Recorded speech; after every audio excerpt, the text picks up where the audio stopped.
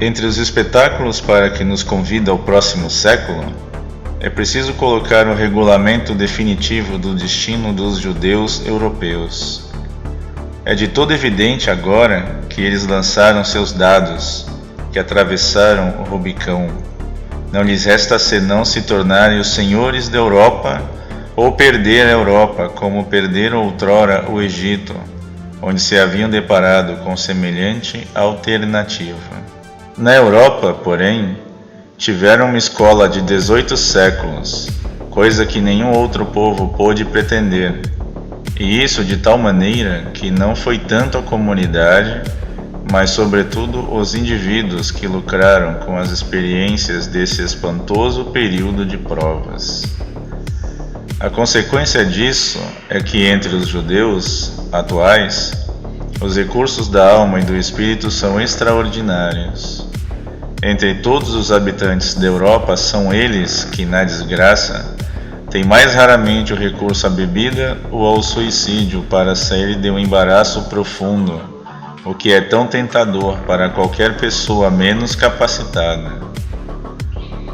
Todo judeu encontra na história de seus pais e de seus antepassados uma fonte de exemplos de raciocínio frio e de perseverança em situações terríveis, da mais sutil utilização da desgraça e do acaso pela astúcia. Sua coragem sob a capa de uma submissão humilhante, seu heroísmo ultrapassa as virtudes de todos os santos.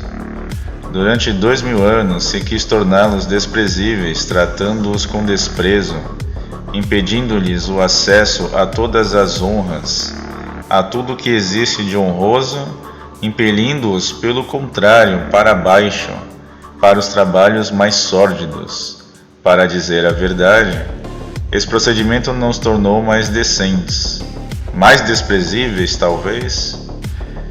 Eles mesmos nunca deixaram de se considerar votados às maiores coisas, e as virtudes de todos aqueles que sofrem nunca deixaram de embelezá-los.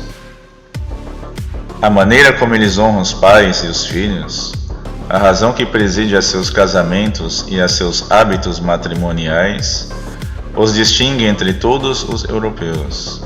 Além disso, eles se empenharam em extrair precisamente um sentimento de poder e de vingança eterna dos trabalhos que deixávamos para eles, ou às quais nós os abandonávamos. É preciso até dizer, em desconto de sua usura, que sem essa tortura de seus depreciadores, às vezes agradável e vantajosa, dificilmente teriam chegado a considerar-se a si próprios durante tanto tempo. De fato, a estima por nós mesmos está ligada à possibilidade de fazer o bem e o mal. Com isso, os judeus não se deixaram levar muito longe pela vingança, pois todos eles têm a liberdade de espírito e também a da alma, que produzem no homem a mudança frequente de lugar, de clima, o contato com os costumes dos vizinhos e dos opressores. Possuem a maior experiência de todas as relações com os homens e, mesmo na paixão, conservam a prudência nascida dessa experiência. Estão tão seguros de sua maleabilidade intelectual e de sua habilidade que nunca têm necessidade, mesmo nas situações mais difíceis, de ganhar o pão pela força física, como trabalhadores rústicos, carregadores, escravos agrícolas. Vemos ainda por suas maneiras que nunca lhes inculcamos sentimentos cavalheirescos e nobres na alma, nem lhes pusemos belas armaduras em seu corpo. Algo de indiscreto alterna com uma deferência muitas vezes terna e quase sempre penosa. Mas agora, que ano após ano se aliaram inevitavelmente com a melhor nobreza da Europa, logo terão conquistado uma herança considerável nas boas maneiras do espírito e do corpo, de modo que dentro de 100 anos já terão o porte suficientemente aristocrático para não provocar, como senhores, a vergonha daqueles que lhes serão submissos. E é isso que importa. É por isso que uma regulamentação de seu caso é ainda prematura. Eles são os primeiros a saber que não se trata para eles de uma conquista da Europa nem de qualquer tipo de violência. Mas sabem também que a Europa, como um fruto maduro, deverá cair um dia em suas mãos, bastando para tanto estendê-las.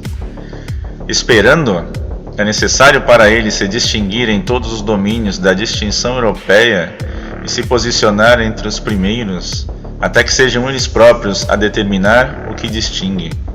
Serão então os inventores e os guias dos europeus, e não ofenderão mais o pudor destes. É essa abundância de grandes impressões acumuladas que constitui a história judaica para todas as famílias judias.